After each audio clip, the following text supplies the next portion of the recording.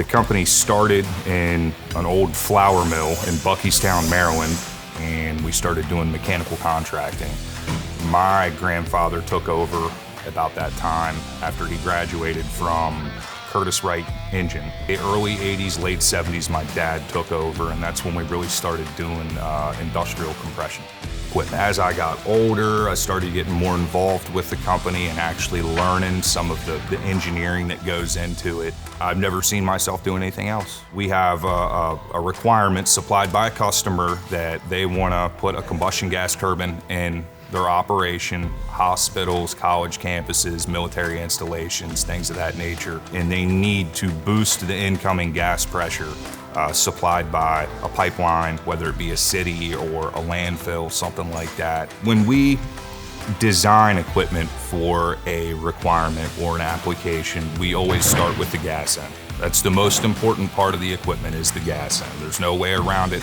That's what's doing the work. That's what's providing the solution for the customer on the back end.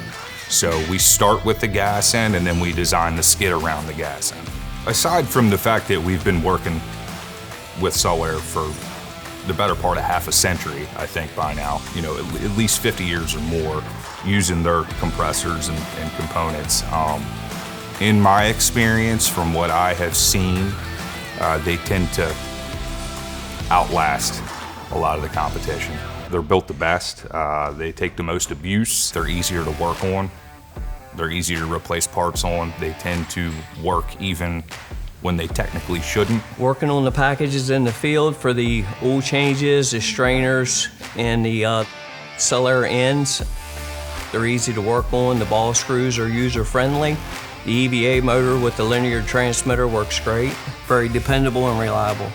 We tend to think that these Sullair machines really stand the test of time and are built in a manner that lets them run in adverse conditions. We've had the privilege of seeing a lot of old Sullair machines that have been running since the early 80s. We've seen them with 6-digit numbers as far as runtime hours go, and the hundreds of thousands that they're still running to this day. So the oldest compressor I've seen in operation is on an oil rig off the coast of California that was installed in the mid-late 70s. The equipment out there is, pushed to the limits. It's been out there for, like I said, many years, and the Sullair product held up.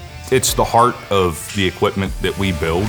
Anytime you have a compression requirement that has a specific pressure and a specific flow, you have to have a compressor. There are a lot of different ways of compressing that gas. In our opinion, the oil-flooded rotary screws, most notably the C-Series machines that Sullair has provided us for some time now, they're the hot ticket from an efficiency standpoint and a reliability and a safety standpoint. In our opinion, it's the only way to do it. And it's worked really well for us for a long time. We've got sites out there that have been running for 20+ years without issues, and they're still running like the day they ran when we first installed.